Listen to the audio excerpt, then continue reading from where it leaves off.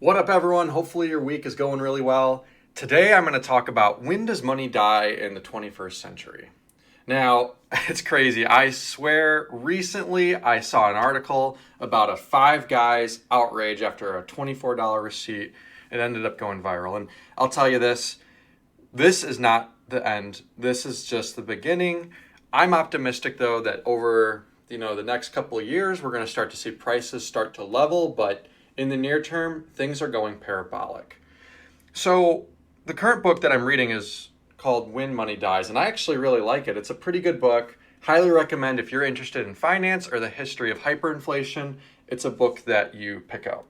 Now, I was actually going home. I had to drop my car off. I had to do car expenses. They went through the roof, guys. Something that should have been $800 5-6 years ago, it's now about $2,000. So first of all, I'm experiencing it firsthand. It does not feel good, but in the end, I'm hopeful wages will go up, but at the end, we got to look out for ourselves and store our value and our time in assets that can hedge against this. So I was Ubering home actually from the repair shop, and my Uber driver was he was solo now. He used to have live with his wife and his kids, and he used to take care of them. Now it's just himself, and he's living in an apartment. And he explained to me that he is living paycheck to paycheck, and he's having a hard time just Ubering and making a living. He goes to the grocery store, and what he used to be able to feed an entire family and his wife and kids, if he had 3 or 4 kids, now himself, he's struggling. And yeah, you could make the case, maybe Uber isn't the highest paying wages, and maybe you can make the case that, maybe he's not living in the right part of town or something. The point I'm trying to make is this. He used to be able to afford a huge family. Now he can't afford himself. I was shocked to hear that. I told him about inflation. I told him about hard money. Unfortunately, the ride was short, so it came to an end, but I thought you guys would find that interesting, that he was having a hard experience dealing with finances as well. Now, right now, there's also a lot of 6-figure earners living paycheck to paycheck.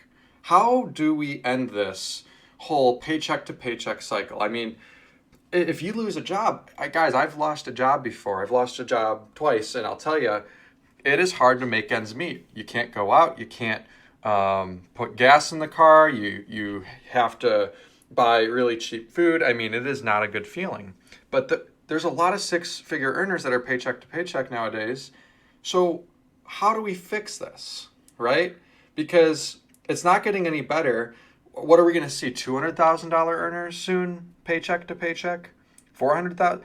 Where does it stop? I understand people that make 30, 40, 50, 60K that do struggle with paycheck to paycheck, especially with this highway robbery inflation. But at the end of the day, we gotta set capital aside, even in this hard environment, because times could get worse, and always prepare like they may get worse. So what's interesting is this. We've seen periods of calm and periods of bust with inflation.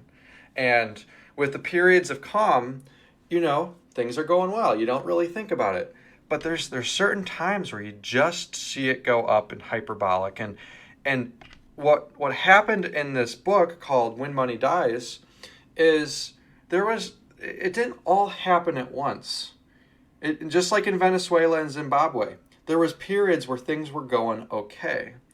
And then just like we saw with Egypt the other day, their currency devalued 40+% in one day. It just happens. A single day, 40% of your wealth gets eroded. And what do? You get screwed. And that's why we need to protect ourselves with harder money. So politicians, they also try to redirect the blame from the Fed, from the government, from the Treasury to individual businesses. Now, that's a horrible thing to do because at the end of the day, the businesses are just reacting to economic forces outside of their control. They're not trying to price gouge, because if they were to price gouge, not every company is going to collude to price gouge. Yes, certain duopolies and certain monopolies, they do have the right conditions to be able to do that. But generally speaking, if you have a free market, why is it when I go to every fast food restaurant, everything is up 40 to 80%? Or you know, is Five Guys colluding with McDonald's, colluding with Burger King? Are they all in on a secret club together, all trying to raise prices artificially? No, they're not. They're just reacting to the raw cost of goods, the raw materials, and the increase in labor. And then they're passing those prices back onto the consumer to operate at a marginal profit. So what the Fed is actually trying to do too is they're trying to introduce price controls. Think about how bad of an idea that is. When have price controls ever worked in the history of our country? They have never worked. And I strongly think that we need to speak up against this, because with price controls, what ends up happening is there are shortages. You can say you cannot charge more than $1 for this hamburger, then guess what happens? People will load up on the hamburgers, or if you sell soup, they will load up on that soup because they know that the value is actually worth more than that. And if you know the value is worth more than it actually is, you're going to hoard it up to all you can, and then you'll try to resell it. So that's where price controls don't work. If you have a fair market price, there won't be any shortages. So this 4% per year we've been living with recently has been all an outright lie. We're closer to 20%, 40%, 10%. Sorry. Right now, historically we were 40 to 50% per year. Right now we're closer to maybe 10 to 20% per year.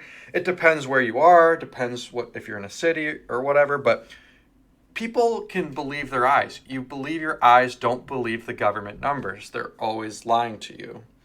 So the Fed is stating companies are still gouging. They're not gouging. They are not gouging.